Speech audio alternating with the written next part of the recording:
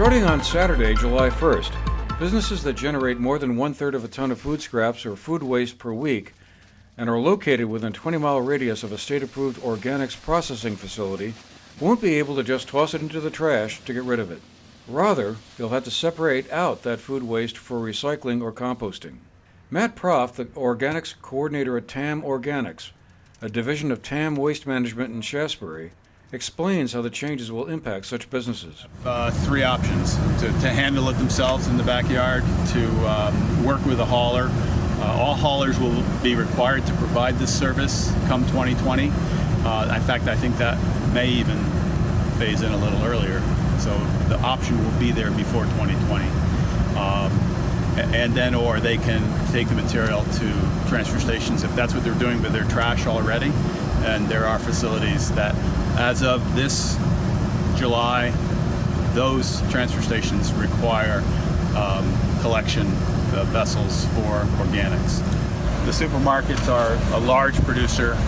We're starting in now some delis and smaller restaurants, which are certainly, all depends on their volume again, but we're finding that there's quite a bit of organics, and this stuff is heavy. You know, it's basically water. At the compost facility, I say I manage water, and fruits and vegetables, meat products, 80% moisture, if not more. So it's what we need to do.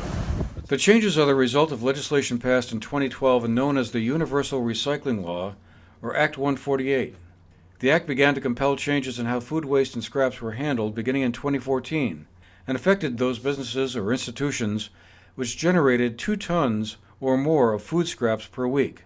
Gradually, that threshold has been lowered, and other regulations have gone into effect with the goal of reducing the amount of trash that winds up in Vermont's landfills. State officials believe there is more trash out there that can be recycled, including leaf and yard debris as well as the food scraps. These changes will reduce greenhouse gas emissions, they believe, and alleviate pressure on the state's landfills. The food scrap recycling piece of the 2012 law won't affect private individuals until July 1, 2020, unless, of course, you're one of those folks who are generating more than 1/3 of a ton of food scraps or food waste per week. But transfer stations and drop-off facilities will have to start accepting food scraps for recycling beginning this July 1st. For those businesses and individuals who want to get ahead of the curve, even if they don't have to. Starting next year, July 1, 2018, trash haulers will have to offer food scrap collection. To be clear, if you're not within the 20-mile radius of a designated drop-off point, or don't generate more than 18 tons of food waste per year, the new regulations don't apply to you yet. For those that do fall under its purview because they live within 20 miles of a designated drop-off point, or generate more than 18 tons of food waste per year, or 1/3 of a ton of food waste per week, which most likely will include restaurants, supermarkets, and grocery stores. The options include getting the food waste to the facility by yourself, if your trash hauler already isn't offering that service, or composting it. Henry Bronson, the chef and owner of Bistro Henry in Manchester, had a few observations to share. I've actually been recycling food scraps for going on, I think we're in our 3rd year. And we're fortunate enough that we have a local hauler that has kind of been at the spearhead of this thing. We're also fortunate enough that I don't think we're within 20 miles of the mandate, but we've participated because apparently the mandate for the state is, if you're not within 20 miles of an organic composting facility, that you're not going to be required to do this. So that's an interesting thing. Naturally being in business, anytime the state comes upon me with a mandate and a requirement and an initiative that they think is a great idea, and I usually look at it and say, well, why didn't they ask me? I mean, I certainly know better, don't I?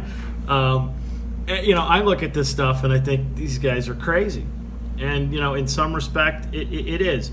Like I said, we've been doing it. I think in the long run, it's a good, positive thing. I did it because I found out I'd save a few bucks on my trash hauling. My dumpster only gets emptied like once a month. We're changing habits that are long ingrained, and I think that certainly takes some time. I think the biggest issue that I see is the logistics of it. Having haulers and restaurant people and supermarkets and all those and everybody in the food waste game on the same page. For those inclined towards composting, dried leaves, grass, and chipped wood can also be part of the composting pile, according to the state's Department of Environmental Conservation. A mix of 3 parts dried leaves, grass, and wood chips to 1 part of food scraps is suggested as a good target. For the GNet TV News Project, I'm Andrew McKeever.